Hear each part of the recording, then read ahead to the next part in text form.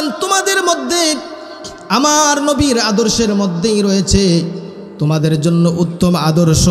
দুনিয়ার কোনো নায়কের মধ্যে উত্তম আদর্শ নাই। দুনিয়ার এমন কোনো ব্যক্তি নাই যেই ব্যক্তির আদর্শ মানার পরে দুনিয়াতে এবং আখিরাতে সফলতা হবে। আল্লাহ তাআলা গ্যারান্টি দিয়ে দিয়েছেন। আমার নবী বিশ্ব নবী রাহমাতুল লিল আলামিনের ব্যাপারে বলেছেন, দুনিয়ার বুকে যদি কোনো ব্যক্তি তার জীবনটাকে রাসূলুল্লাহর আদর্শকে তার আদর্শ বানাইতে পারে, আল্লাহ তাআলা বলেন তোমার জীবন সফল হয়ে গেছে। তাহলে বোঝা গেল দুনিয়ার বুকে একমাত্র ব্যক্তি যার আদর্শ মানলে দুনিয়াতেও সফল আখিরাতেও সফল। বলেন সুবহানাল্লাহ। ওই ব্যক্তির নাম কি বলেন তো? মুহাম্মাদুর রাসূলুল্লাহ সাল্লাল্লাহু আলাইহি ওয়াসাল্লাম। দুনিয়ার কোনো হিন্দুর জন্য আমার নবী আদর্শ না, দুনিয়ার কোনো ইহুদির জন্য আমার নবী আদর্শ না, দুনিয়ার কোনো বৌদ্ধের জন্য আমার নবী আদর্শ না। অনেকে হয়তো অবাক হইতেছেন যে হুজুর এটা কয় কি? গোটা পৃথিবীর মানুষের জন্য আল্লাহ তাআলা নবীজিকে আদর্শ বানাইছেন। নবীজি বলতেছেন হিন্দুর জন্য আদর্শ না, খ্রিস্টানের জন্য আদর্শ না, ইহুদির জন্য আদর্শ না, হিন্দুর জন্য আদর্শ না। তাহলে আদর্শ কার জন্য? আল্লাহ তাআলা এই আয়াতের শেষ অংশে তিনটা গুণে গুণান্বিত মানুষের জন্য আল্লাহ তাআলা নবীকে আদর্শ বানায়া পাঠাইছেন। বলেন সুবহানাল্লাহ।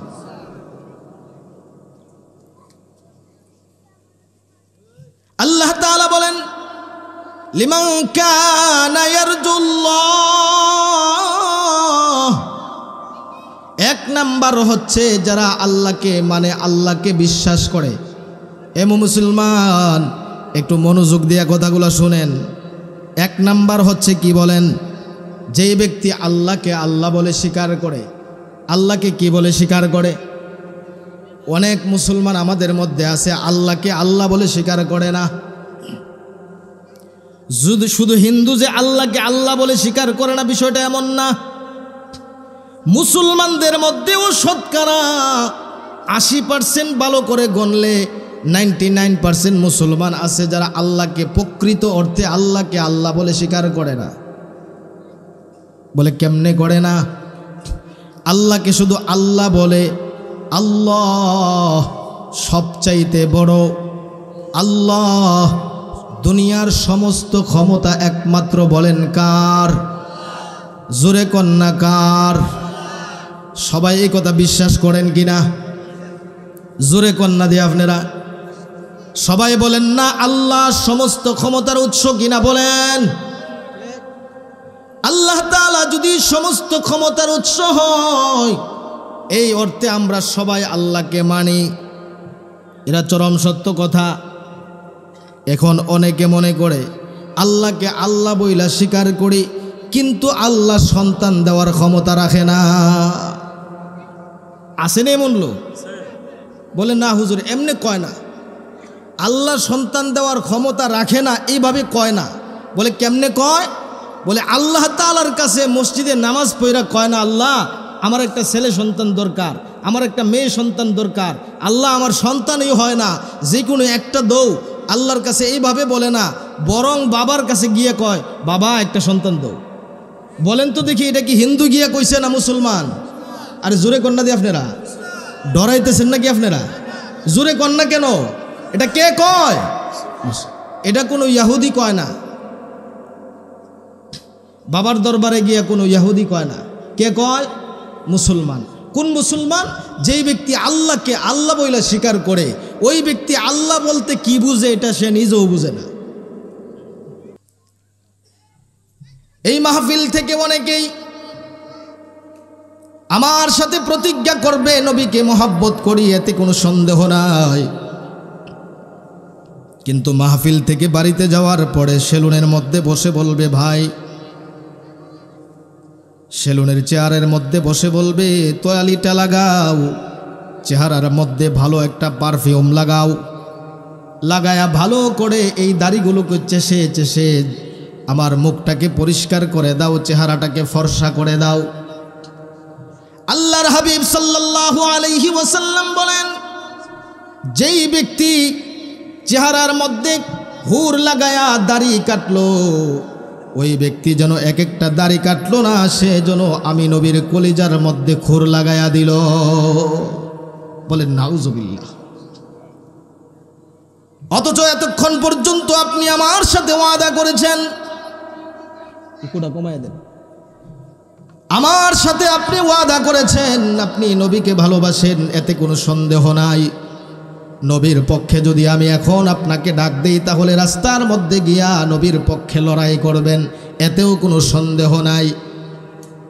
কিন্তু বাড়িতে যাওয়ার পরে বিবি যখন বলবে তোমাকে দাড়িতে সুন্দর দেখা যায় না, তোমাকে দাড়িতে বিশ্রী দেখা যায়, আপনি তখন বলবেন নবী গো, আপনাকে আমি মাহফিলে মোহাব্বত করি, আপনাকে আমি রাজপথে মোহাব্বত করি, আপনাকে আমি সংসদে মোহাব্বত করি, আপনাকে জীবনের প্রত্যেকটা ক্ষেত্রে ক্ষেত্রে মোহাব্বত করি, কিন্তু আমি দাড়ির বেলায় আপনাকে মোহাব্বত করি না, আমি দাড়ির বেলায় আমার বিবিকেই সবচেয়ে বড় মোহাব্বত করি। বলেন নাউজুবিল্লাহ।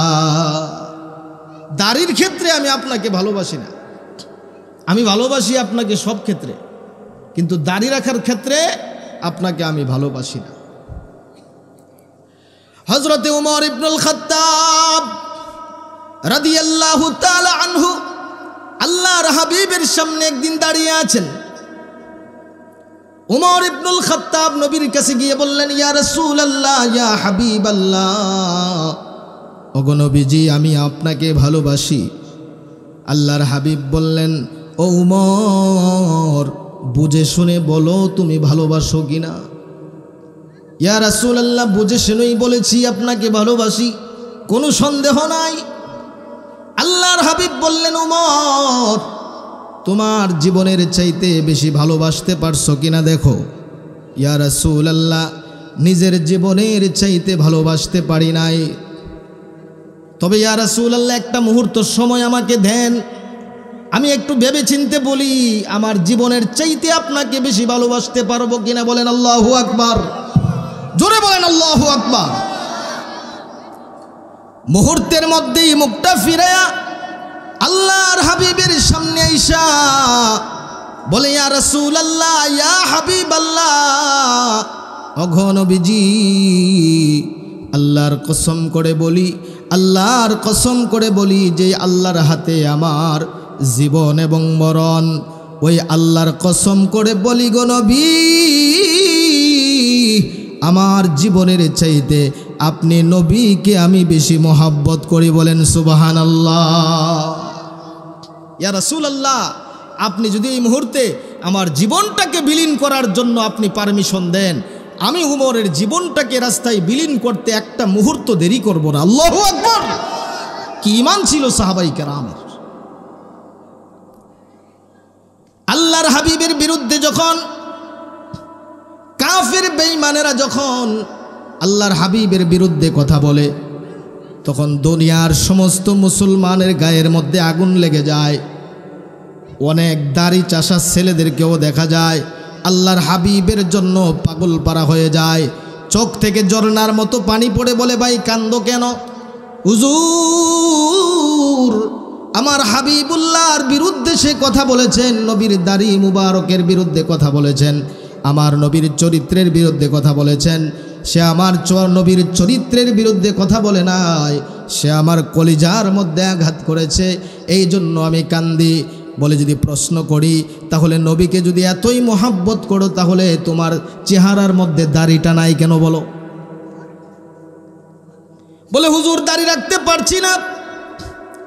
বাড়িতে মায়ের কাছে গেলে মা বলেন, সন্তান দাড়ি রাখছো, এখনো তোমার দাড়ি রাখার সময় হয় নাই। নাউজুবিল্লাহ, জোরে কন। আপনারা বেশি দূরের না তো, ইন্ডিয়ার মুসলমানরা ওয়াজ করতেছি না, আপনাদেরকে বলতেছি। এই আপনাদের মধ্য থেকেই কোনো একজন বাবা, এই আপনাদের মধ্য থেকেই কোনো একজন মা বলতেছে, বাবা তোর এখনো দাড়ি রাখার সময় হয়েছে না। কথা বুঝেন তো?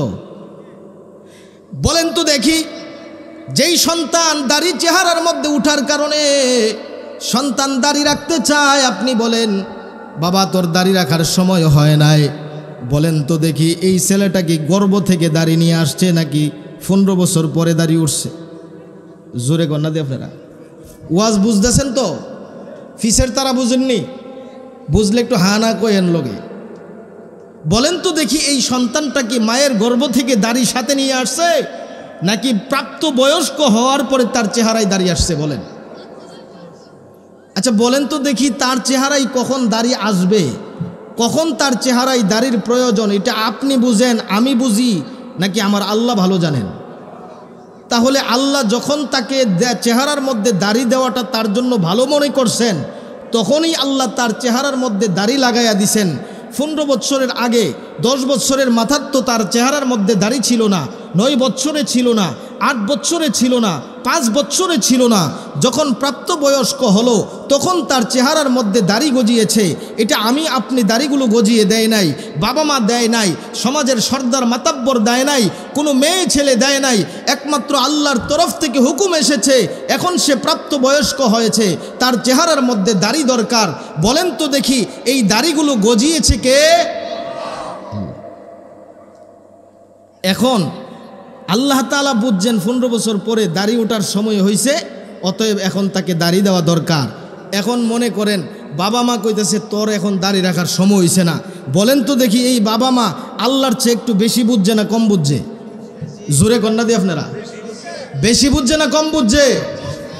আল্লাহ বেশি বুঝে না দুনিয়ার মানুষ বেশি বুঝে? আল্লাহ বুঝে দিছে 15 বছর বয়সে তার সন্তানের চেহারায় দাড়ি, আর বাবা মা তোর চেহারায় দাড়ি রাখার এখনো সময় হইছে না। বলে সময় কবে হইব? তোর নাতিপুতি হয়ে আসলে সময় হইব। বলেন নাউজুবিল্লাহ। যদি চেহারার মধ্যে দাড়ি উঠাটা নাতিপুতির সাথে সম্পৃক্ত থাকতো, তাহলে আল্লাহ তাআলা নাতিপুতি যখন জন্ম হইতো তখনই আল্লাহ তার চেহারায় দাড়ি দিত কি দিত না? বলেন। যুক্তিতে কথা আসে কিনা বলেন? তাহলে মুসলমানের বাচ্চা কেন আপনি প্রাপ্তবয়স্ক হওয়ার পরে আপনার চেহারায় দাড়ি থাকবে না কেন? বলেন। প্রশ্নের জবাব দিতে হবে। কে বলেছে আপনাকে দাড়ি চাষার জন্য? কে পারমিশন দিয়েছে? একটা পশম আপনি তুলে দেখাইতে পারবেন? অনেক মানুষ আছে যাদের চেহারায় দাড়ি নাই, 50 বছর হয়ে গেছে, 60 বছর হয়ে গেছে, তার চেহারায় দাড়ি নাই। ওই 50-60 বছরের ওই বৃদ্ধ বাবা তখন আল্লাহর কাছে কান্দে, আল্লাহ আপনি আমাকে দাড়ি দিলেন না। আল্লাহ কয়, আরে বাবড়া তোরে দাড়ি দিছি না, যদি সময় মতো দিতাম ঠিকই কামাই লইলে। কথা ঠিক না? সমাজের হগল কামাইন্যার মতো তুইও একজন কামাইন্যা থাকলি হইলে। কি কথা ঠিক না বে ঠিক? এই জন্য মুসলমান ভাইয়েরা, মুসলমানদের অনেকগুলো শান শৌকত আছে। কি আছে? শান শৌকত আছে। বলেন তো দেখি জজ সাহেব যদি আমার মতো টুপি পাঞ্জাবি আর ফাগরি লাগায়া গিয়া জজের কোর্টের চেয়ারের মধ্যে বসে, কোর্টের কি বলে চেয়ারের মধ্যে বসে, তাকে এটা মানানসই মনে হবে? আমাদের দেশের নিয়ম অনুযায়ী বলতেছি, প্রকৃতপক্ষে মুসলমানদের শান মানদ হচ্ছে এটাই। বর্তমান বাংলাদেশের প্রেক্ষাপট অনুযায়ী কোনো ব্যক্তি বিচারকের কাঠগড়ায় যখন সে বসে, বিচারকের চেয়ারে যখন বসে, তখন সে স্যুট কোট লাগাইয়া সুন্দরভাবে একটা পরিপাটি করে বসে কি বসে না? বলেন বসে। এখন ওই সময় যদি সে কৃষকের অবস্থা নিয়ে তারপরে বিচারকের চেয়ারে বসে, তাকে কেমন লাগবে বলেন তো? জোরে কন্যা দিয়ে আপনারা মানাবে? কেন মানাবে না? এই চেয়ারের সাথে তার পোশাকের মিল নাই। আবার যখন কোনো ব্যক্তি মেথরের কাজ করতে যাইব, তখন যদি আবার শুটকুট লাগাইয়া, তারপরে কি বলে টাই লাগায়া, তারপরে এটার উপরে একটা শুট লাগায়া, প্যান্ট লাগায়া, শু জুতা লাগায়া, 100% খাঁটি পারফিউম লাগায়া, তারপরে যদি সে মেথরের কাজ করতে চায়, তাহলে এই পোশাকটা কি মেথরের কাজের সাথে সামঞ্জস্য হবে? হবে না কেন? এটা কাজের সাথে পোশাকের মিল নাই। তাহলে বোঝা গেল যে যেই ক্যাটাগরির, যে যেই অবস্থানের, ওই অবস্থা অনুযায়ী তাকে একটা পোশাক, তাকে একটা পরিচ্ছেদ করতে হয় কি না? বলেন। মুসলমানদের শান শৌকত কি এটা মুসলমান ভুলেই গেছে? আরে মিয়া, মুসলমানের শান শৌকত হচ্ছে মুসলমানের চেহারায় থাকবে দাড়ি, মুসলমানের মাথায় থাকবে পাগড়ি, মুসলমানের দেহের মধ্যে থাকবে রসুলুল্লাহর সুন্নত পাঞ্জাবি, রসুলুল্লাহর সুন্নত মিসওয়াক, রসুলুল্লাহর সুন্নত আতর তার পারফিউম হিসাবে থাকবে। কিন্তু মুসলমানদের শান শৌকতগুলো ভুলে আজকে ইহুদি নাসারা খ্রিস্টানদের যত কালচার আছে, দাড়ি কামায়া, তারপরে যত রকমের অশ্লীলতা আছে, যত রকমের বেহায়াপনা পোশাক আছে, সমস্ত পোশাক আজকে মুসলমানদের দেহের মধ্যে লাগাইয়া দিছে। কথা বলেন ঠিক না বেঠিক?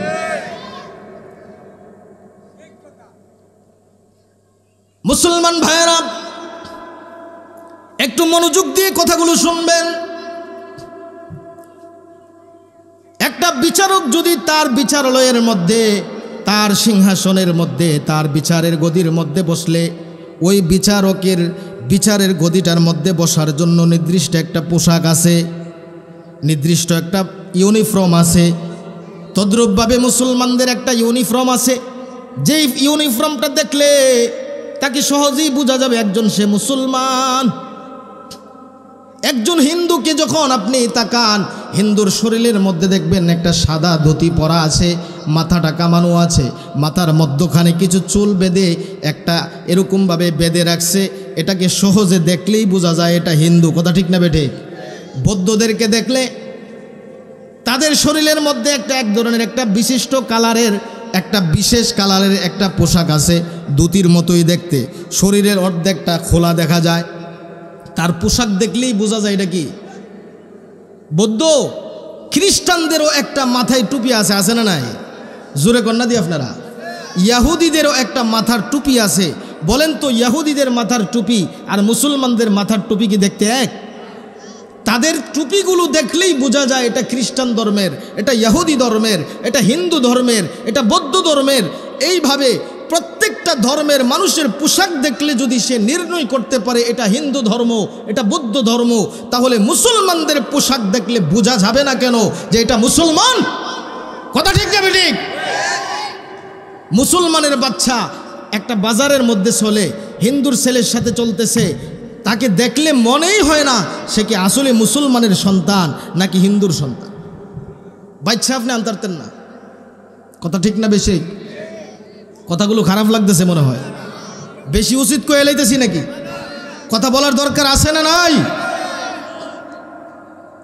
এই জন্য পোশাকের ক্ষেত্রে জীবনের প্রত্যেকটা রন্ধ্রে রন্ধ্রে আল্লাহর হাবিব সাল্লাল্লাহু আলাইহি ওয়াসাল্লামকে আল্লাহ তাআলা আমাদের জন্য কি বানাইছেন বলেন? মডেল। সুবহানাল্লাহ পড়েন। মডেল বানাইছেন। মুসলমানের ছেলে আজকে ইন্ডিয়ান একটা নায়ককে ফলো করে তার পোশাকটাকে সে তৈরি করে। দুঃখের বিষয়। ও যুবক ভাই, তুমি যখন ইন্ডিয়ান মডেলিংয়ের উপরে নির্ভর করে যখন তুমি পোশাকটা লাগাও, তোমার ভিতরে আছে ঈমান, ভিতরে আছে নবীর মুহাব্বত। আল্লাহর হাবিব তোমার চেহারার দিকে তাকায়া বলেন, ও আমার উম্মত, তুই না আমাকে ভালোবাসস? তুই না আমাকে ভালোবেসে 5 ওয়াক্ত মসজিদে গিয়ে নামাজ পড়ো? তুই না আমাকে ভালোবেসে 5 ওয়াক্ত আজান শোনার পরে মুহাম্মাদুর রাসূলুল্লাহ যখন বলা হয় সাল্লাল্লাহু আলাইহি ওয়াসাল্লাম বলে আমাকে সম্মান করস? তুই না আমাকে তাশাহুদের মধ্যে আমি নবীকে একটা সালাম দিয়ে দেস, দুরুদ শরীফের মধ্যে আমি নবীকে মহব্বত করস, জীবনের প্রত্যেকটা ক্ষেত্রে ক্ষেত্রে আমাকে মহব্বত করস, কিন্তু তুই কেমনে রে এই দেহের মধ্যে ইহুদি খ্রিস্টানদের পোশাকটা লাগাইলি? এই পোশাকের ক্ষেত্রে কি আমি নবীর মহব্বতের একমাত্রও নাই, এক বিন্দু পরিমাণও নাই? আল্লাহর হাবিব যেন ওই যুবক সন্তানকে ডেকে ডেকে বলেন, কিন্তু ওই সন্তান তো কানের মধ্যে পাথর লাগাইয়া দিছে, কানের মধ্যে হলদি লাগাইয়া দিছে। আল্লাহর হাবিবের ডাক শোনার মতো সুযোগ তার নাই। আল্লাহর হাবিবের ডাক শোনার মতো সেই কান মুসলমানদের সন্তানদের নাই। কেন নাই? ইহুদি খ্রিস্টানদের সমস্ত কালচার আমাদেরকে বেদিন বানাইয়া ফেলছে। কিচ্ছু নাই আমাদের মধ্যে। একমাত্র মসজিদগুলো সুন্দর হচ্ছে, মাহফিলগুলো সুন্দর হচ্ছে, কিন্তু মানুষের এই নামাজের মাধ্যমে, মাহফিলের মাধ্যমে যে অমূল্য সম্পদ চরিত্র ঠিক হওয়ার কথা ছিল, মুসলমানদের সেই চরিত্র আজকে নষ্টই হয়েছে। কথা ঠিক না বেঠিক? যে চরিত্র সুন্দর হওয়ার কথা ছিল, নামাজ মানুষকে গুনাহ থেকে পবিত্র করে, নামাজ মানুষকে ফাহিশা কাজ থেকে দূরে সরিয়ে দেয়। আল্লাহ তাআলা কোরআনে কারীমের মধ্যে বলেন, ইন্নাস সালাতা তানহা আনিল ফাহশাই ওয়াল মুনকার।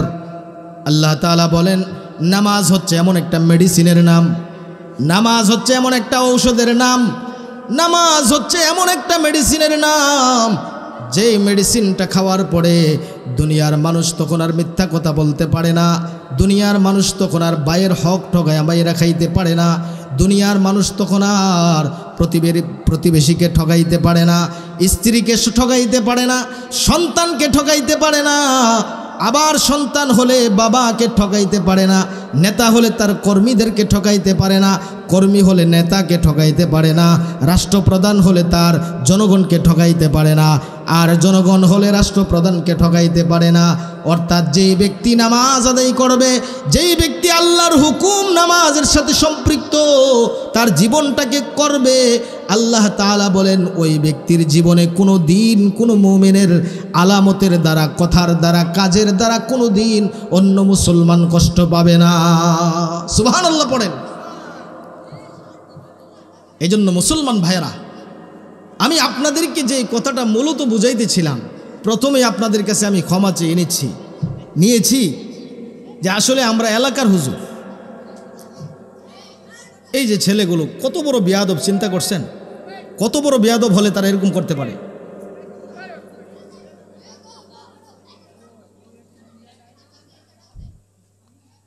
একটু জিকির করেন, লা ইলাহা। মাহফিলটারে গুছাইতে পারতেছি না, এরা শুরু করছে ইল্লাল্লাহ লা ইলাহা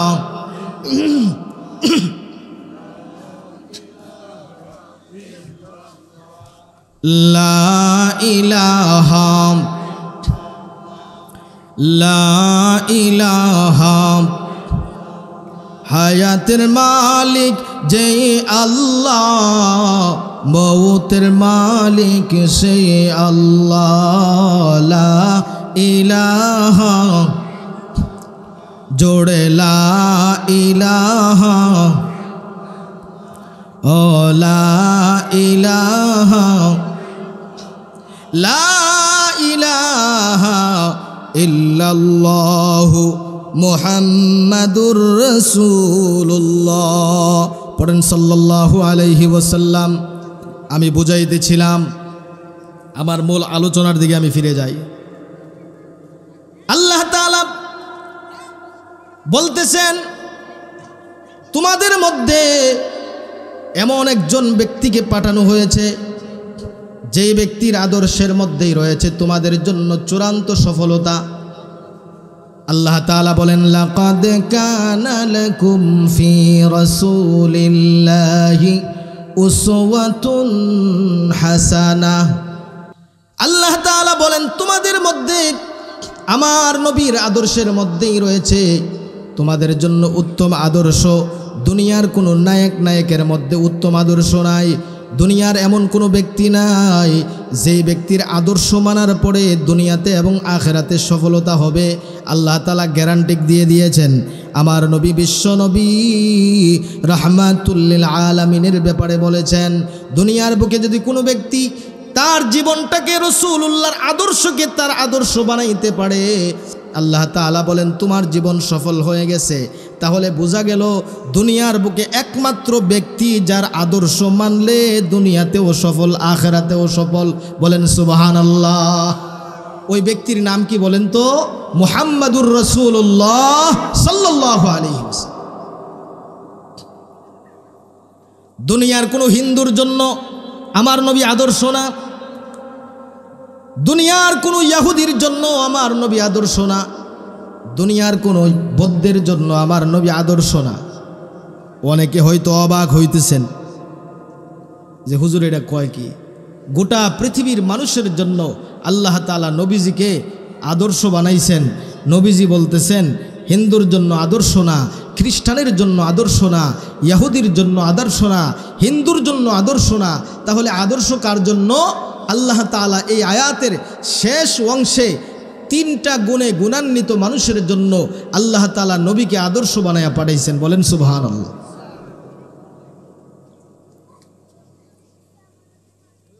আল্লাহ তাআলা বলেন, লিমান কানা ইয়ারজুল্লাহ, 1 নাম্বার হচ্ছে যারা আল্লাহকে মানে আল্লাহকে বিশ্বাস করে।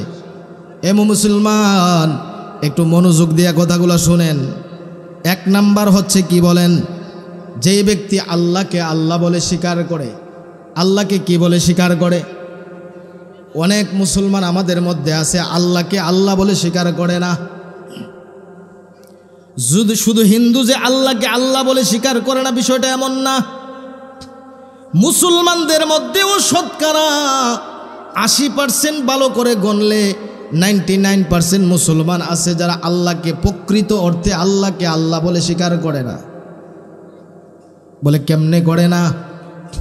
আল্লাহকে শুধু আল্লাহ বলে, আল্লাহ সবচাইতে বড়, আল্লাহ দুনিয়ার সমস্ত ক্ষমতা একমাত্র, বলেন কার? জোরে কন্যা কার? সবাই এই কথা বিশ্বাস করেন কিনা? জোরে কন্যা দিয়ে আপনারা সবাই বলেন না আল্লাহ সমস্ত ক্ষমতার উৎস কিনা? বলেন। আল্লাহ তাআলা যদি সমস্ত ক্ষমতার উৎস হয়, এই অর্থে আমরা সবাই আল্লাহকে মানি, এরা চরম সত্য কথা। এখন অনেকে মনে করে আল্লাহকে আল্লাহ বইলা স্বীকার করি, কিন্তু আল্লাহ সন্তান দেওয়ার ক্ষমতা রাখে না। আসেন এমন লোক? বলে না হুজুর, এমনি কয় না, আল্লাহ সন্তান দেওয়ার ক্ষমতা রাখে না এইভাবে কয় না। বলে কেমনে কয়? বলে আল্লাহ তাআলার কাছে মসজিদে নামাজ পড়া কয় না, আল্লাহ আমার একটা ছেলে সন্তান দরকার, আমার একটা মেয়ে সন্তান দরকার, আল্লাহ আমার সন্তানই হয় না, যে কোনো একটা দৌ। আল্লাহর কাছে এইভাবে বলে না, বরং বাবার কাছে গিয়ে কয়, বাবা একটা সন্তান দৌ। বলেন তো দেখি, এটা কি হিন্দু গিয়া কইছে না মুসলমান? আরে জোরে কন্যা দিয়ে আপনারা ডরাইতেছেন নাকি? আপনারা জোরে কন্যা কেন? এটা কে কয়? এটা কোনো ইহুদি কয় না। বাবার দরবারে গিয়া কোনো ইহুদি কয় না। কে কয়? মুসলমান। কোন মুসলমান? যেই ব্যক্তি আল্লাহকে আল্লাহ বইলা স্বীকার করে, ওই ব্যক্তি আল্লাহ বলতে কি বুঝে এটা সে নিজেও বুঝে না। আল্লাহ বলতে সমস্ত ক্ষমতার উৎস হচ্ছে আল্লাহ তাআলা। সুবহানাল্লাহ। অনেকে আবার বলে কি জানেন? আল্লাহকে আল্লাহ বলে স্বীকার করি। আল্লাহ তাআলার একটা নাম হচ্ছে রাজ্জাক, তিনি রিজিক দাতা। কিসের দাতা? জোরে কন্যা আর একটু আওয়াজ কইরা কোন, কি দাতা? রিজিক দাতা। এতে আপনাদের কোনো সন্দেহ আছে? ওয়াল্লাহু হুয়ার রাজ্জাকু যুল কুওয়াতিল মাতিন। আল্লাহ তাআলা গোটা পৃথিবীর সমস্ত মানুষ নয়, গোটা পৃথিবীতে আল্লাহ তাআলা আমাদের চোখে দেখা অদেখা, আমাদের দৃষ্টির বাহিরে ভিতরে যত কিছু আল্লাহ তাআলা সৃষ্টি করেছেন, এই সমস্ত মাখলুকাতের একচ্ছত্র রিজিকের মালিক কে? বলেন। জোরে বলেন আল্লাহ। আরো জোরে বলেন আল্লাহ। আল্লাহু আকবার। এই অর্থে আল্লাহকে বিশ্বাস করেন তো? যেই ব্যক্তি বলবে আল্লাহকে আল্লাহ বলে স্বীকার করি কিন্তু আল্লাহ রিজিক দাতা না, সাথে সাথে ওই ব্যক্তি কাফের হয়ে যায়, বেঈমান হয়ে যায়। তাহলে আল্লাহ তাআলাকে বিশ্বাস করতে হবে 1 নাম্বার শর্ত। যেই ব্যক্তি নবীকে আদর্শ বানাইতে চান, নবীকে নেতা বানাইতে চান, নবীকে দুনিয়ার সবচেয়ে বড় মডেল বানাইতে চান, যদি কোনো ব্যক্তি নবীর আদর্শ দিয়ে জান্নাতে যেতে চান, তাহলে বলেন 1 নাম্বার শর্ত কি? বলেন জোরে কন্যা। লিমান কানা ইয়ারজুল্লাহ, এক আল্লাহর উপরে বিশ্বাস করতে হবে। কেমনভাবে বিশ্বাস করতে হবে?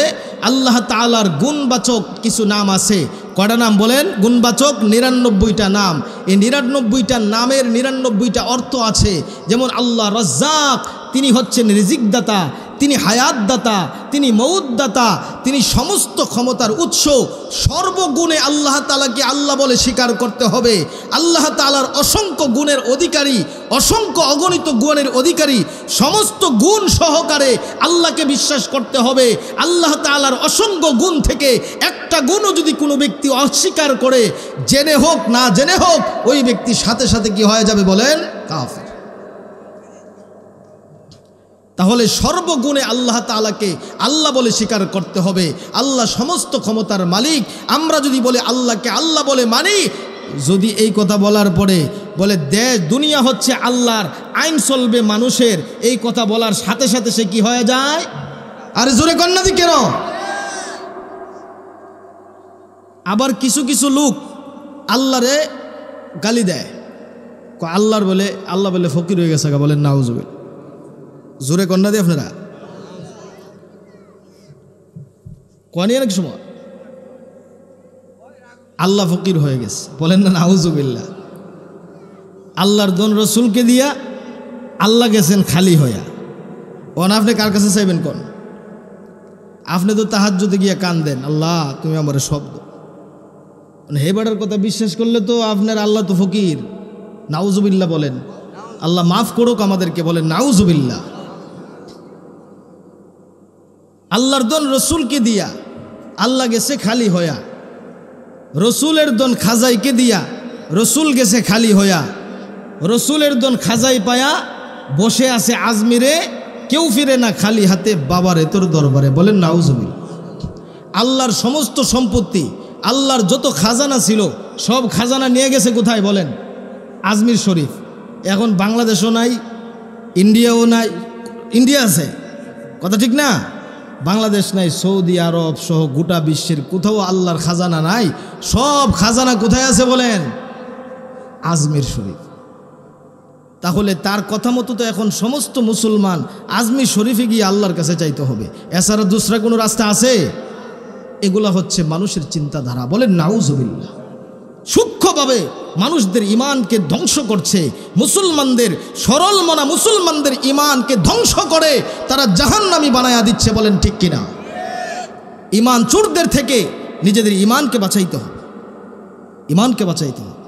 ইমান কেমনে বাঁচাইবেন এটাও শিখতে হইবে। তো যা হোক, আমি আলোচনা দীর্ঘায়িত করছি না, আমার পরেও আরেকজন আলোচক আছে, এরপরে আবার আরেকজন আছে, অতএব আলোচনা বেশি লম্বা করা যাবে না। যেই কথাটা বলতেছিলাম, তাহলে আল্লাহ তাআলার সমস্ত গুণ সহকারে আল্লাহ তাআলাকে মানতে হবে। এইভাবে যদি আমি মানতে পারি, তাহলে আমার জন্য রসুল হচ্ছে আদর্শ। সুবহানাল্লাহ পড়েন। আলোচনাটা বুঝতে পারছেন তো সবাই? ঠিকঠাক কইলাম, কিন্তু বুঝলাম না, এই আলোচনার দাম নাই। 2 নাম্বার, ওয়াল ইয়াউমিল আখির। যেই ব্যক্তি আখিরাত বিশ্বাস করে, কার বিশ্বাস? জোরে গন্না দিয়ে আপনারা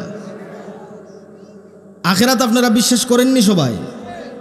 এই আমাদের সরল মনা মুসলমানদের মধ্য থেকেই অনেকে আবার আখিরাত বলতে কোনো কিছুই বিশ্বাস করে না, বলে পরকাল বলতে কোনো কিছু নাই, দুনিয়াতে যত মজা খাওয়ার খায়ালাও, মাটিতে গেলে মিশা যাইবা, পরকাল বলতে কোনো শব্দ নাই, বলেন নাউজুবিল্লাহ।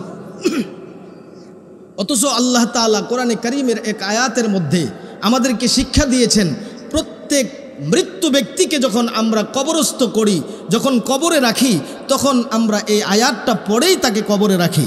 আল্লাহ বলেন, বিসমিল্লাহির রহমানির রহিম,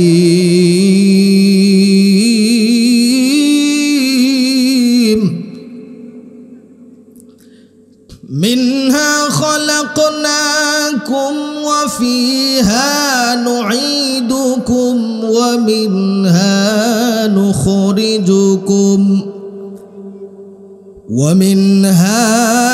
নুখরিজুকুম তারাতান উখরা।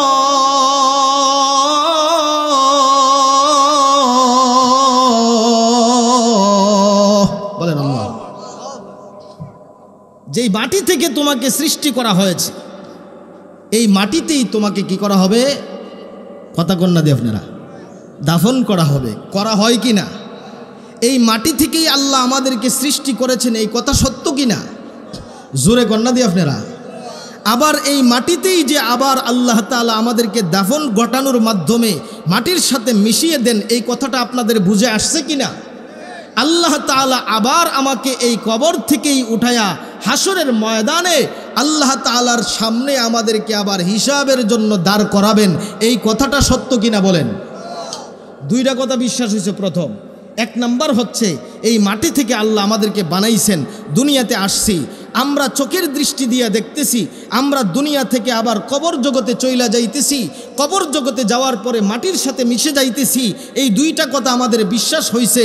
কিন্তু পরবর্তীতে এই মাটি থেকে আল্লাহ তাআলা কিভাবে আবার মানুষকে পুনরুজ্জীবিত করে আল্লাহর সামনে দাঁড় করাবেন, এই কথাটা আবার অনেকের বিশ্বাস হয় না। বলেন তো দেখি, যাদের হয় না তারা কি পরকাল বিশ্বাস করে নাকি করে না? জোরে কন্যা দিয়ে আপনারা পিছনের তারা একবারে কতই কনা, এরা নিয়ত করে এসে জীবনও কথা কইতাম না আজকে। আরে সুবহানাল্লাহ গণ, আরেকটু জোরে গণ। তাহলে কি বোঝা গেল? দুইটা কথা বিশ্বাস হয়, একটা হয় না। বলেন তো দেখি, একই কথার তিনটা যদি বিষয় থাকে, একই বিষয়ের উপরে তিনটা বিষয়বস্তু থাকলে দুইটা মানলে আরেকটা না মানলে ঈমান থাকবো নাকি যাইব? জোরে কন্যা দিয়ে আপনারা যাইব। এই জন্য যেই ব্যক্তি আল্লাহর রসুলকে আদর্শ বানাইতে চায়, তার 2 নাম্বার শর্ত হলো ওই ব্যক্তি আখিরাতের প্রতি বিশ্বাস থাকতে হবে। যেই ব্যক্তি আখিরাতের প্রতি বিশ্বাস স্থাপন করবে না, ওই ব্যক্তি কখনো নবীকে আদর্শ হিসাবে বানাইতে পারবে না, নবীজিকে অনুসরণীয় ব্যক্তিত্ব হিসাবে বানাইতে পারবে না। ওই ব্যক্তি গায়ের জোরে বলতে পারবে, আমি নবীর জন্য জীবন দিব, নবীর জন্য সব করব, নবীর জন্য সব করতে রাজি, নবীকে আসলেই তুই আমার জন্য কিছু করস না। বলে কেন? তুই একটা মানুষ, আরেকটা মানুষ না। তাহলে এক অর্থে নবীকে যদি কেউ মহব্বত করতে চায় তাহলে পরকাল বিশ্বাস করতে হবে। নবীকে যদি ভালোবাসতে চায় তাহলে কি করতে হবে বলেন? পরকাল বিশ্বাস করতে হবে। আল্লাহ তাআলা আমাদেরকে কিন্তু এমনি এমনি বানায়া দুনিয়াতে ছেড়ে দেন নাই। সকালবেলা সন্তান পিচার খোলা দিয়া একটা পলিথিন দিয়া গুড্ডি বানাইছে। বলেন কি বানাইছে? জোরে কন্যা কি বানাইছে? গুড্ডি একটা বানায়া বাজার থেকে গুডি সুতাই না, ওই গুড্ডির দুড্ডুরির মধ্যে মাথার মধ্যে সুতাটা লাগায়া ছেড়ে দিয়েছেন। ছেড়ে দেওয়ার পরে বলছে, যাও উঠতে থাকো, যতক্ষণ আমার হাতে সুতা আছে ছাড়তে থাকি, তুমি উঠতে থাকো, যত দূর ইচ্ছা তত দূর যাইতে থাকো, যখন সময় হবে আবার টান দিব, চলে আসবা। কিন্তু গুড্ডি যখন সুতার শেষ মাথা পর্যন্ত যাইতে যাইতে উপরে চলে যায়, বলেন তো দেখি ওই গুড্ডিটা কি স্থির থাকে নাকি মাথাটা লাড়াচাড়া করে? মাথাটা লাড়াচাড়া করে বুঝাইতে চায়, ও মালিক, আপনি আমাকে ছেড়ে দিয়েছেন, আপনার থেকে আমি অনেক দূরে চলে গেছি, আমাকে আপনি লাগল পাইতেন না, আপনি আমাকে ছেড়ে দিয়েছেন। মাথা লাইরা লাইরা বুঝাইয়া দেয়, আপনি আমাকে আর ধরতে পারবেন না, আমি চিরদিনের জন্য আপনার থেকে চলে গেলাম। কিন্তু মালিক বলে, না না, আরে বোকা, তুই জানোস না তোর গলার মধ্যে এমন একটা শিকল আমি লাগাইয়া দিছি, যখন সন্ধ্যা হবে ওই সময় তুই বুঝতে পারবি তুই ওখানে থাকতে পারবি কি পারবি না। সন্ধ্যা যখন গণায় আসছে, মালিক সুতা টানে, কিন্তু ঘুটি তার মাথা লাইরা লাইরা বলতে থাকে, না যাব না, যাব না। মালিক বলে, থাকার উপায় নাই। কথা ঠিক না বেঠিক? আল্লাহ তাআলা মানুষকে এইভাবে ছেড়ে দিয়েছেন, যাও দুনিয়ার বুকে যাও, যতদিন মাস্তি করা দরকার মাস্তি করতে থাকো, যতদিন মানুষকে ঠকানো দরকার ঠকাইতে থাকো, মানুষকে যতদিন দরকার ততদিন পর্যন্ত এরকমভাবে নিষ্পেষিত করতে থাকো, জুলুম করতে থাকো, অত্যাচার করতে থাকো। ও বান্দা, তোমার রশিটা কিন্তু আমার হাতে আছে, আর যে রশি আমার হাতে, ওই রশির আরেকটা মাথার মধ্যে তোমার গলাটা লাগানো আছে। যখন সময় হবে, কুল্লু নাফসিন যায়িকাতুল মাউত বলে একটা টান দিব, তোমাকে ধাক্কা মেরে ওই মাটির ঘরের মধ্যে শোয়া দিব, সুযোগ পাইবা না। তাই আল্লাহ বলে, তোমাদেরকে আমি এমনি এমনি সৃষ্টি করি নাই, আফাহাসিবতুম আন্নামা খালাকনাকুম আবাসাও ওয়া আন্নাকুম ইলাইনা লা তুরজাউন। তোমরা কি মনে করছো তোমাদেরকে এমনি এমনি আমি আল্লাহ বানায়া ছেড়ে দিয়েছি? তোমরা কি মনে করেছো তোমাদেরকে আমি আল্লাহ ছেড়ে দিয়ে গাজীপুরের জমিনে তোমাদেরকে ছেড়ে দিয়েছি? তোমরা ঘরের কোনায় বসে গুনাহ করো, আমি দেখি না? রমজান মাসে লাল পর্দার ভিতরে ডুইকা আলুর বড়া আর আলুর সব খাও, এটি বুঝি আমি দেখি না? সব দেখি, তুমি মনে করো না দেখি না, সব দেখি, কিন্তু আমি আল্লাহ ধরি না। ধরার একটা সময় আছে, তখন কেউ তোমাকে ছাড়াইতে পারবে না। কথা ঠিক না বেঠিক? এই জন্য মুসলমান ভাইয়েরা, আমি যেই কথাটা বুঝাইতেছিলাম, যে ব্যক্তি আল্লাহর হাবিবকে আদর্শ বানাইতে চায় তার 2 নাম্বার গুণ হলো ওই ব্যক্তি আখিরাতের প্রতি বিশ্বাস করতে হবে। কিসের প্রতি? জোরে কন্যা দিয়ে আপনারা, আখিরাতের প্রতি বিশ্বাস করতে হবে। অর্থাৎ কঠিন হাসরের ময়দানে আমাকে আল্লাহর সামনে দাঁড়াইতে হবে। আল্লাহ তাআলার সামনে দাঁড়ায়া দুনিয়ার বুকে ব্যবসা করেছি, ব্যবসার হিসাব দিতে হবে। দুনিয়ার বুকে আমার সন্তান ছিল, সন্তানের হিসাব দিতে হবে। দুনিয়ার বুকে আমার বিবি ছিল, বিবির হিসাব দিতে হবে। দুনিয়ার বুকে আমি প্রধানমন্ত্রী ছিলাম, আমার জনগণের হিসাব দিতে হবে। দুনিয়ার বুকে আমি ব্যাংকের ক্যাশিয়ার ছিলাম, ব্যাংকের টাকার হিসাব দিতে হবে। দুনিয়ার বুকে আমি একজন রিক্সা চালক ছিলাম, আমার জিন্দেগির হিসাব দিতে হবে। দুনিয়ার বুকে একজন সাধারণ মানুষ ছিলাম, আমার হিসাব আল্লাহর কাছে দিতে হবে। কথা ঠিক না? জোরে কোন, আরও জোরে কোন, দিতে ঠিক কিনা? দুনিয়ার বুকে প্রধানমন্ত্রী হইলে প্রধানমন্ত্রী হওয়া এত সোজা না, আল্লাহর কাছে জবাব দিতে হবে কিনা বলেন? যে যত বেশি দুনিয়া ভোগ করবে আল্লাহর কাছে তার হিসাবটা তত কঠিন হবে।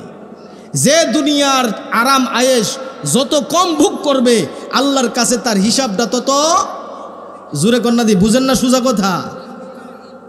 দুনিয়ার বুকে দেখেন সাধারণ হিসাব, যেই ব্যক্তি কারেন্ট বিল বেশি খরচ করে তার কারেন্ট বিল কম আসে না বেশি আসে? যেই ব্যক্তি কম চালায় তার কম আসে। দুনিয়ার হিসাবটা যেমন সহজ, কঠিন হাসরের ময়দানের হিসাবটা তত সহজ। আলী রাদিয়াল্লাহু তাআলা আনহু কম খাইতেন, তিনাকে প্রশ্ন করা হয়েছে আপনি এত কম খান কেন? বলছে আমি যদি কম খাই আল্লাহ আমার কাছ থেকে কমের হিসাবই নেবে। সুবহানাল্লাহ। নবীজির কলিজার টুকরা মেয়ে ফাতেমাতুজ জাহরা রাদিয়াল্লাহু তাআলা আনহুর কলিজার টুকরা স্বামী হযরতে আলী রাদিয়াল্লাহু তাআলা আনহু, যিনি দুনিয়ার বুকে জান্নাতের 10 জন সাহাবীদের মধ্যে যার একজনের নাম আছে, সুবহানাল্লাহ। আশারায়ে মুবাশশারা 10 জন সাহাবী যারা দুনিয়াতে থাকতে জান্নাতের সার্টিফিকেট পাইছে, তারা পাওয়ার পরেও তারা এই হিসাব করছে বেশি খাইলে বেশি খাওয়ার জবাব দিতে হবে, কম খাইলে কমের হিসাব হবে। আর আমরা দুনিয়াতে ফাইলে ছাড়তে রাজি না। কথা ঠিক না বেঠিক? তাহলে 2 নাম্বার শর্ত হলো আখিরাত বিশ্বাস করতে হবে। যেই ব্যক্তি আখিরাতকে বিশ্বাস করবে না, আল্লাহর হাবিবের উম্মতের অধিকারী তারা হইতে পারবে না। 3 নাম্বার হচ্ছে ওয়াযাকারাল্লাহ কাসীরা, যারা বেশি বেশি আল্লাহর স্মরণ করে। কি করে বলেন? যারা আল্লাহ তাআলাকে বেশি বেশি কি করে বলেন না, স্মরণ করে। আল্লাহ তাআলাকে স্মরণ করার অনেক পদ্ধতি আছে। আমরা অনেকে মনে করি এই যে এতক্ষণ লা ইলাহা ইল্লাল্লাহর জিকির করলাম, এটা আল্লাহ তাআলাকে স্মরণ করছি কি করছি না? জোরে কন্যা, করছি কি না? অনেকে মনে করে এই এতটুকুই বুঝি স্মরণ। না, জীবনের প্রত্যেকটা ক্ষেত্রে আল্লাহ তাআলাকে স্মরণ করতে হবে। কিভাবে করতে হবে? যে আমি ব্যবসা করি, ব্যবসায়িক পণ্যের মধ্যে অনেক পণ্য আছে যেগুলো পাল্লির মধ্যে মাইপা এটা ওজন করে তাকে দিতে হয়। কথা ঠিক না বেঠিক? তখন মনে করেন ফাল্লির মধ্যে আমি কি করলাম, তার অগোচরে তার চোখকে ফাঁকি দিয়া 100 গ্রাম জিনিস কম দিলাম। কয়শো গ্রাম? অনেকে আসেনি এরকম। অনেকে আগে ফাল্লাডারে রেডি করে রাখে 100 গ্রাম কম দিয়ে। এরকম ভালো মানুষ আসেনি? আপনাদের এলাকাত না থাকতে পারে, আমরা এই এলাকাত আছে যে থাকলে কইন কিছু। তাহলে অনেকে আছে যে পাল্লাটাকে আগেই 100 গ্রাম কমায় রাখে। তো আল্লাহ তাআলা বলেন যেই ব্যক্তি ওই যে পাল্লার কাছে গিয়া ওই ব্যক্তি কি করলো, মানুষের চোখ ফাঁকি দিয়া 100 গ্রাম কমায়া দিছে, ওই ব্যক্তি মূলত আমাকে স্মরণ করে নাই, আল্লাহ তাআলা বলেন, যেই ব্যক্তি পাল্লার মধ্যে 100 গ্রাম কম আছে ওই ব্যক্তি তখন চিন্তা করবে, দুনিয়ার কোনো মানুষ যদিও আমাকে দেখছে না, আমার মালিক তো আমাকে দেখতেছেন, অতএব আমি 100 গ্রামকে পরিপূর্ণভাবে দিয়া আমার মুসলমান ভাইকে পরিপূর্ণ হকটা আমি বুঝাইয়া দিতে হবে। যদি না দেই, আমার আল্লাহ হাসরের ময়দানে এই 100 গ্রামের হিসাব আমার কাছ থেকে বুঝে নেবেন। এটা হচ্ছে প্রকৃতপক্ষে আল্লাহর স্মরণ। সুবহানাল্লাহ পড়ে। এটা হইল জিকির। কি বলেন? জোরে কন্যা। এটা হলো জিকির। জিকির বলতে আমরা শুধু লা ইলাহা ইল্লাল্লাহর জিকিরকেই শুধু আমরা মনে করি। প্রকৃতপক্ষে লা ইলাহা ইল্লাল্লাহর জিকির তো উত্তম জিকির। আফজালুজ যিকরি লা ইলাহা ইল্লাল্লাহ। পৃথিবীর বুকে আল্লাহর জিকিরের মধ্যে সবচেয়ে উত্তম জিকির হচ্ছে বলেন কি? লা ইলাহা ইল্লাল্লাহ। অর্থাৎ আল্লাহকে স্মরণ করা, আল্লাহ তাআলাকে তার বরত্ব সহকারে স্মরণ করা। এইভাবে প্রত্যেকটা ক্ষেত্রে ক্ষেত্রে আল্লাহকে স্মরণ করার নামই হচ্ছে জিকির। আপনি মনে করেন আপনার পাশের ক্ষেত একজন হিন্দু ব্যক্তির ক্ষেত, যার কোনো শক্তি নাই, যার কোনো বলতে লাঠির জোর নাই, এখন আপনার ক্ষমতা আছে বিধায় আপনি কি করলেন, কিছুদিন পর পর আইলটারে কাইটে কাইটে একটু চিকন করেন, কইরা কইরা আস্তে আস্তে ওই হিন্দু ব্যক্তির খেতে ঢুকতেছেন। হিন্দু ব্যক্তি বলতে পারতেছে না, বলে কেন? তার শক্তি নাই। আপনার ক্ষমতার বলে আপনি তার ক্ষেতটাকে কি করতেছেন? কথা কন্যা দেবরা দখল করতেছেন। এই যে এখানে দখল করতেছেন, হিন্দু লোক শক্তি না থাকার কারণে কিছু বলতে পারতেছে না, অথবা সে দেখে না, উপস্থিত না থাকার কারণে, তখন আপনাকে চিন্তা করতে হবে, যদিও ওই হিন্দু লোকটা আমার সামনে নাই, কিন্তু হিন্দু লোকটাকে যে বানাইছে, আমাকে যে আল্লাহ তাআলা বানাইছে আহকামুল হাকিমিন, তিনি তো আমার দিকে তাকিয়ে আছেন। এই জায়গাতে আল্লাহর ভয়ে এই জায়গাটা থেকে কি বলে, এই আইল কাটা থেকে নিজেকে বিরত রাখার নাম হচ্ছে জিকির। সুবহানাল্লাহ পড়ে। এটা হচ্ছে আল্লাহকে স্মরণ করা। এইভাবে জীবনের প্রত্যেকটা ক্ষেত্রে ক্ষেত্রে আল্লাহ তাআলাকে স্মরণ করা, এটা হচ্ছে আল্লাহর জিকির। জীবনের প্রত্যেকটা ক্ষেত্রে আল্লাহ তাআলাকে স্মরণ করা, এটার নাম হচ্ছে উত্তম একটা জিকির। আমরা কি মনে করেন যারা ব্যবসা করি, ভবিষ্যতে এই জিকিরটা করতে রাজি আছেনি? জোরে কন্যা দিয়ে আপনারা। যাদের ক্ষেতের পাশে আর এক মুসলমান ভাইয়ের ক্ষেত আছে, এই ক্ষেতটাকে নিজের মনে কইরা আমানতদারিতার সাথে তার আইলটা ঠিক রাখা, এই ঠিক রাখে আল্লাহকে স্মরণ করতে আমরা কে কে রাজি আছি? হাতটা দেখাই তো আল্লাহকে। নারে তাকবীর, নারায়ে তাকবীর, নারায়ে তাকবীর। হাতরা নামান। এই শর্তে যদি এই 3টা শর্ত যেই ব্যক্তি মানতে পারবে, ওই ব্যক্তি গর্ব কইরা বলতে পারবে প্রকৃতপক্ষে আমি নবীর উম্মত। নবীজিও বলবে, ও আমার উম্মত, তুমি আমাকে অনুসরণ করেছো জীবনের প্রত্যেকটা ক্ষেত্রে। ও আমার উম্মত, দুনিয়ার বুকে তুমি কোনো ক্ষমতার কাছে মাথা নত করো নাই, তুমি কোনো দুর্বলতার সামনে মাথা নত করো নাই, তুমি প্রত্যেকটা ক্ষেত্রে আমি নবীকে অনুসরণ করেছো, অনুকরণ করেছো। অতএব আজকে তুমি আমার সাথে হাসতে হাসতে জান্নাতে চলো। সুবহানাল্লাহ। নবীর সাথে জান্নাতে যাইতে রাজি আছেন তো? সবাই আছেন ইনশাআল্লাহ? আর সবাই রাজি, মাশাআল্লাহ। তাহলে শর্তটা জানি কি বলছিলাম? 3টার মধ্যে একটা বলেন দেখি, ওয়াজ মনে আছে কিনা। শর্ত বলছি, নবীজিকে জান্নাতে যাইবা, ঠিক আছে, হুজুরের 3টা শর্ত দিছিল, একটা কই তাহলে জান্নাতে যাইতে পারো? একটা কর না দেখি। এতক্ষণ ওয়াজ কইরা যদি একটা কথা না মনে করাই তারি, তো ওয়াজ করে লাভ হইল কি? কোন এটা হলো লাস্টেরটা। 3টা শর্ত। 1 নাম্বার হচ্ছে বলেন কি? লিমান কানা ইয়ারজুল্লাহ। আল্লাহকে বিশ্বাস করতে হবে। কাকে? আল্লাহকে কিভাবে বিশ্বাস করতে হবে? আল্লাহ তাআলার সমস্ত গুণের সাথে আল্লাহকে বিশ্বাস করতে হবে, 1 নাম্বার শর্ত। 2 নাম্বার শর্ত ওয়াল ইয়াউমিল আখির, আখিরাতকে বিশ্বাস করতে হবে।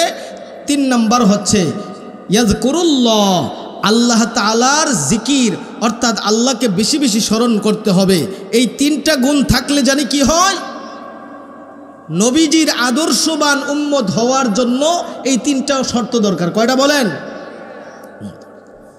এই 3টা গুণ অর্জন করার পরে এখন আপনি বলতে পারবেন যে নবী আপনি আমার নেতা। এই 3টা গুণ অর্জন করার পরে বলতে পারবেন, ইয়া রাসূলুল্লাহ আপনি আমার দুনিয়ারও নেতা, আখিরাতেও আপনার সাথে পিছে হাঁটতে হাঁটতে জান্নাতে যাব। এই 3 গুণ বিশিষ্ট ব্যক্তিরাই আল্লাহর হাবিবের সাথে জান্নাতে যাবে, আল্লাহর হাবিবের সাথে জান্নাতে যাবে। এই 3 গুণ যদি কারো মধ্যে না থাকে, ওই ব্যক্তি কখনোই নবীকে আশেক, নবীর আশেক বলে দাবি করতে পারবে না। নবীর আশেক দাবি করতে হলে কয়টা গুণ দরকার? 3টা। এই 3টা গুণ একবারে মুখস্থ করে নেবেন। আমার সাথে একবার বলেন আল্লাহ। আল্লাহ তাআলাকে সমস্ত গুণে আল্লাহ তাআলাকে আল্লাহ বলে স্বীকার করতে হবে। বলেন, সমস্ত গুণের সাথে আল্লাহকে স্বীকার করতে হবে। জোরে কর না, সমস্ত গুণের সাথে আল্লাহকে স্বীকার করতে হবে, বিশ্বাস করতে হবে, আখিরাতকে বিশ্বাস করতে হবে, আল্লাহর জিকির বেশি বেশি করতে হবে। এই 3টা গুণ আমাদের সকলকে অর্জন করার তৌফিক দেন। বলেন আমিন। যা হোক, আমি আপনাদের সম্মুখে এই যে এতক্ষণ কথাগুলো বললাম, এই কথাগুলোর দ্বারা যদি আপনারা 2টা কথা না শিখতে পারেন, এই ওয়াজের কোনো দাম আসেনি কোন? এই মাহফিলের শুরু থেকে নিয়ে শেষ পর্যন্ত যতগুলো বয়ান হবে, প্রত্যেকটা বয়ানের সার্থকতা হবে যদি একটা মানুষ এখান থেকে আমল শিখে, আমলটাকে পরিবর্তন কইরা, অর্থাৎ গুনাহ থেকে বাঁচায়া নিজেকে নেকের পথে নিতে পারবে, ভালো পথে নিতে পারবে, তাহলে তার জীবন সফল। কথা ঠিক না বেঠিক? আল্লাহ তাআলা আমাদের সকলকে এই কথাগুলোর উপরে আমল করার, বুঝে শুনে আমল করার তৌফিক দেন। আমরা সকলেই বলি আমিন। ওয়া আখিরু দাওয়ানা আনিল হামদুলিল্লাহি রাব্বিল আলামিন।